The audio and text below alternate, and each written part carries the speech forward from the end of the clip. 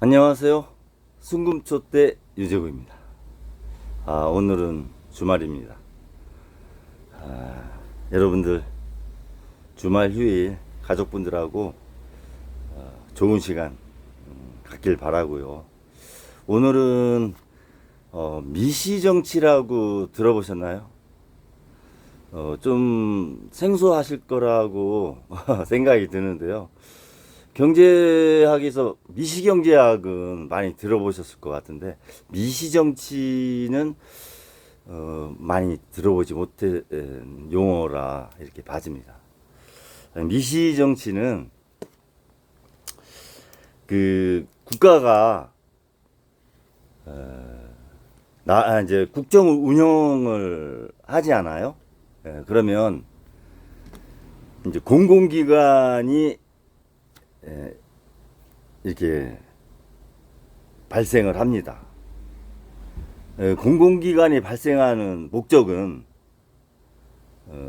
어떤 독과점이 될 수 있는 업종이거나 그것을 민간이 했을 경우에 국민한테 상당한 위협이 되고 불이익이 될 수 있을 때 그런 부분은 공공기관으로 해서 국가가 운영을 하게 되죠.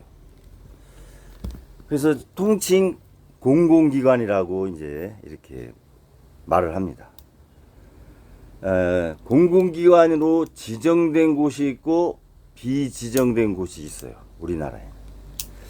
그래서 합치면은 아마 1800곳 전후 되는 거로 알고 있습니다.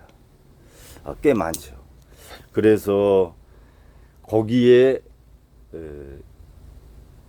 임원들, 감사, 또 그 기관의 장 이런 인사권이 대통령한테 있어요.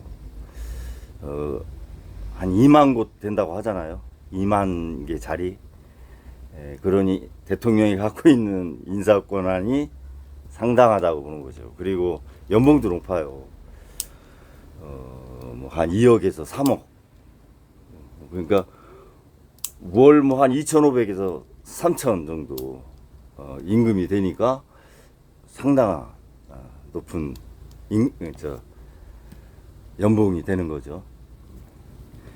이 공공 선택 이론이라고도 하는데 그 영국이 대처 수상이 이렇게 집권하기 전에 경제적으로 좀 이렇게 어려움에 겪고 있었어요. 그때 대처 수상이 그 적자가 되는 공공 분야 하고 또 민간으로 이렇게 민영화를 했을 때 크게 문제가 되지 않는 공공기관을 민영화를 합니다. 물론 사회적 합의를 거치죠. 수상이라고 해서 자기가 딱 결정해서 이렇게 하질 않아요. 전문 기관이라든가 협의체에서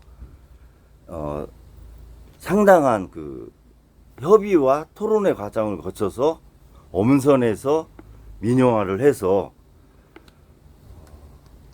좋은 결과를 갖게 됩니다.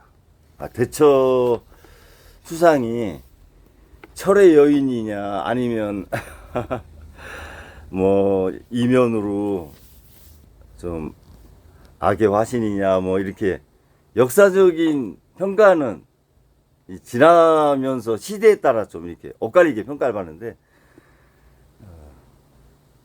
영국을 이렇게 제도약한 총리로 보는 견해가 더 많다.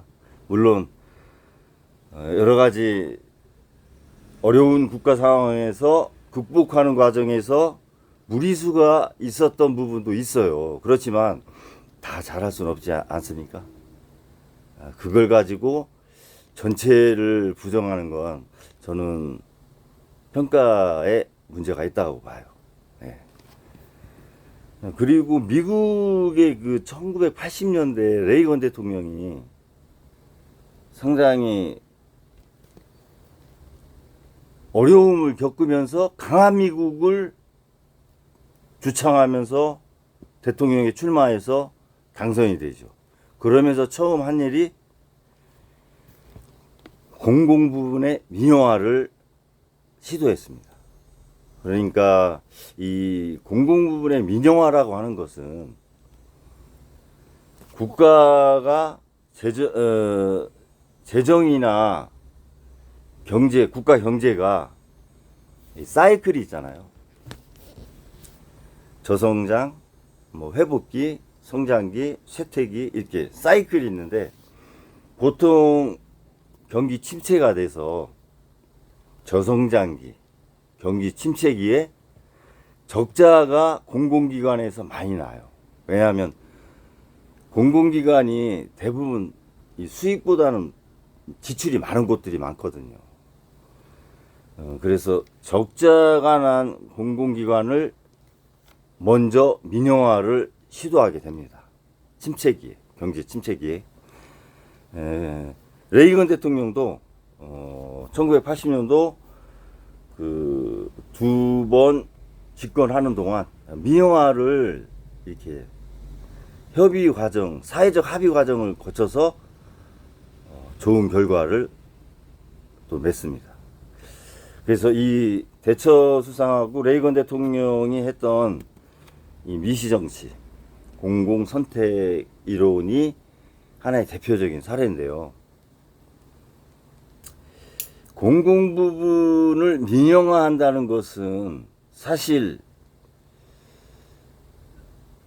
민간 시장이 이렇게 흔들릴 수도 있어요. 이 생태계가 이렇게 형성이 되잖아요. 각 분야마다. 근데 그 생태계에 변화를 주는 거잖아요.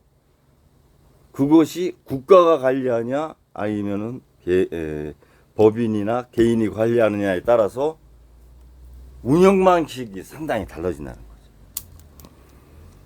법인이나 개인은 이익을 극대화하려고 하죠. 영리 추구를 목적으로. 물론 기업이 이제 사회적 그 가치도 두기 때문에 윤리적인 면에서 많이 또 환원도 하지만 이익을 추구를 하는 게 기본적인 겁니다. 적자 상태로는 운영을 할 수 없으니까요. 그래서 이 공공기관을 민영화할 때는 항상 사회적 합의가 필요합니다. 그게 왜 민영화가 되어야만 되는가에 대한 국민에게 납득을 이렇게 해야 돼요. 전문